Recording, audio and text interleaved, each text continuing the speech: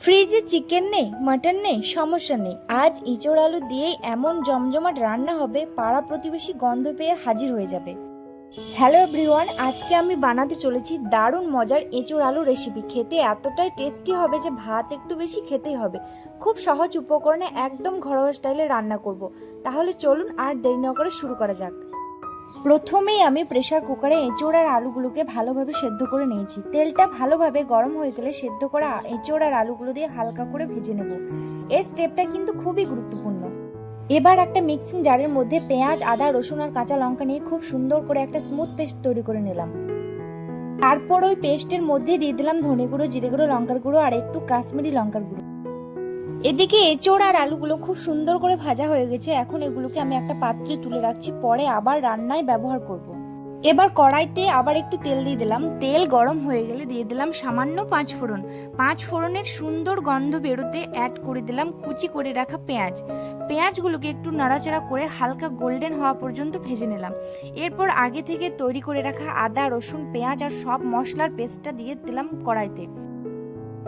মশলাটা কষতে কষতে একটু লেগে যাচ্ছিল, তাই আমি সামান্য একটু জল দিয়ে দিলাম। এতে মশলাটা খুব সুন্দরভাবে কষা হয় আর পোড়া পোড়া ভাবও আসে না।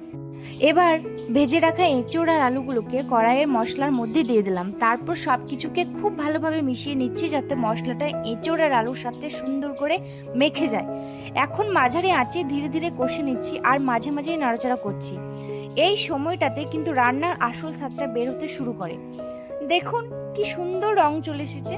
মশলার গন্ধ আর এঁচড়ের ফ্লেভার একসাথে মিশে একদম দারুণ লাগছে। এভাবে একটু সময় নিয়ে ভালোভাবে কষে নিলে রান্নাটা অনেক বেশি টেস্টি হয়। প্রায় 5 মিনিট পর আমি যখন ঢাকনাটা খুললাম, তখন দেখলাম রান্নাটা একদম সুন্দরভাবে তৈরি হয়ে গেছে। এঁচড় আর আলুগুলো খুব সুন্দরভাবে মশলার সাথে মিশে গেছে আর দারুণ একটা গন্ধ বেরোচ্ছে।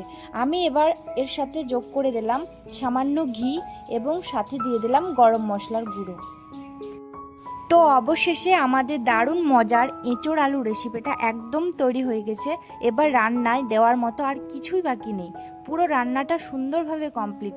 দেখতেই কতটা লোভনীয় লাগছে আর গন্ধটাও একদম অসাধারণ। গরম গরম ভাতের সাথে খেতে কিন্তু সত্যিই দারুণ লাগবে। আপনারা অবশ্যই বাড়িতে ট্রাই করে দেখবেন আর কেমন হয়েছে সেটা কমেন্টে জানাবেন। ভিডিওটা যদি ভালো লেগে থাকে তাহলে একটা লাইক করবেন, বন্ধুদের সাথে শেয়ার করবেন আর আমার চ্যানেলটা সাবস্ক্রাইব করতে ভুলবেন না।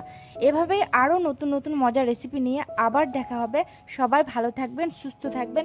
Bye bye.